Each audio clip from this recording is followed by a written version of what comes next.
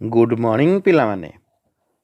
आज आमे तुम अष्टम श्रेणी विज्ञान बहिर संश्लेषित तंतु और प्लास्टिक्स प्रसंगर परवर्ती विषय को पाठ करिबा। तेबे आज आमे जानिबा रेयन प्रस्तुति और उपयोगिता।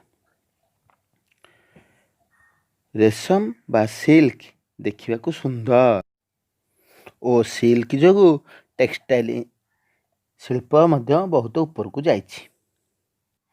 यह देखिबा को सुंदर चिकचिक और पतला, मात्र मूल्य अधिक होइथिबारु साधारण भाबरे किनिबा को असमर्थ। तेणु सस्ता मूल्य उपलब्ध हैला भली कृत्रिम रेशम तंतु उद्भावन दिगरे वैज्ञानिक माने उद्यम जारी रखिले एवं सिल्क भली देखा जाउथिबा एक वस्त्र मध्य उद्भावन कले, जार नाम होउछि रेयन।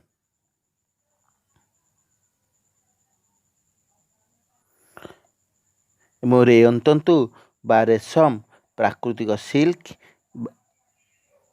भली चकचक देखा जाउथिबारु याकु कृत्रिम रेशम तंतु कहा जाए एवं एथिरु प्रस्तुत वस्त्र को रेशम वस्त्र बोली कहंती।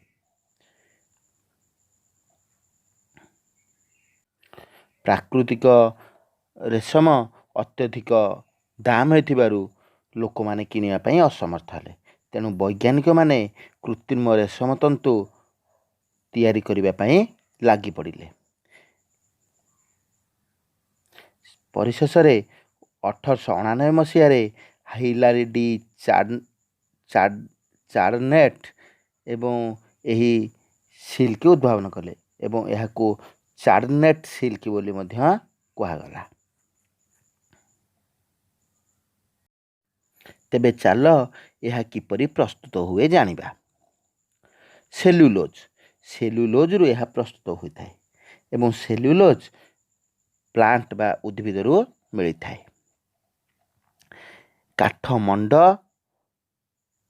बा नरम काठर छोट छोट खंड को स्वतंत्र पद्धति रे पेस्ट रे परिणत करी काठ मंडरे परिणत कले काठ मंडरे थिबा अशुद्ध सेल्युलोज मिले एवं ए अशुद्ध सेल्युलोज को केतक रासायनिक पद्धति द्वारा विशुद्ध सेल्युलोज रे परिणत करी आउ केतक रासायनिक पद्धति द्वारा सूक्ष्म रेयन प्रस्तुत करा जाए।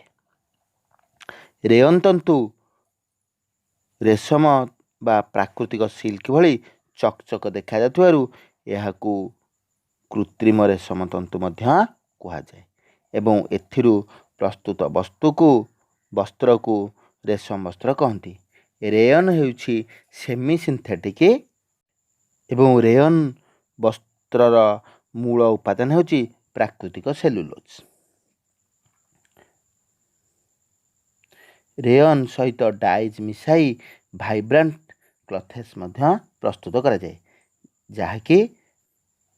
जहाँकि बहु काल स्थायी और धोइबा सहज एवं लोचा कोचा मध्य होई न थाए एवं रेयन सहित कपा सूता मिसाई बेडशीट र कपड़ा मध्य प्रस्तुत करा जाए एवं रेयन सहित उल सूता मध्य मिसा जाई कार्पेट जहाँकि आमे तले पकोचे घर मानकरे ताहा मध्य प्रस्तुत करा जाए।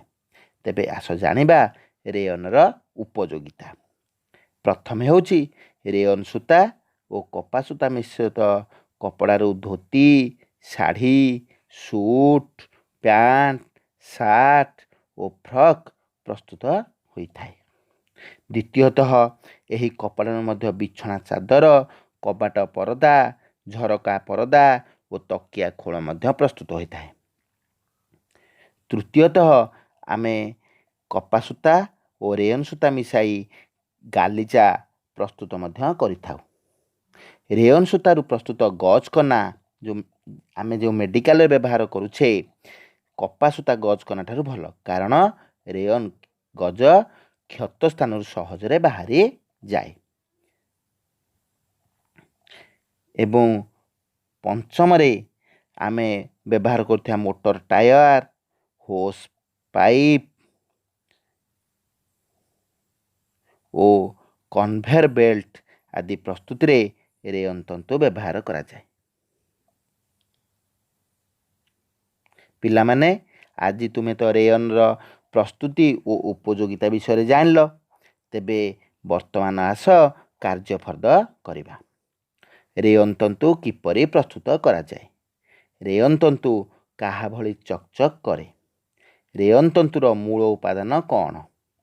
ରେୟନ ତନ୍ତୁର ଉପଯୋଗିତା ଲେଖ। ପିଲାମାନେ, ଏହି ପ୍ରଶ୍ନ ଗୁଡ଼ିକର ଉତ୍ତର ତୁମ ନିଜ ଖାତାରେ କରିବ ଓ ପରେ ତାହାକୁ ସଂଶୋଧନ କରିବ। ପିଲାମାନେ, ଆଜି ପାଇଁ ଏତିକି। ଧନ୍ୟବାଦ।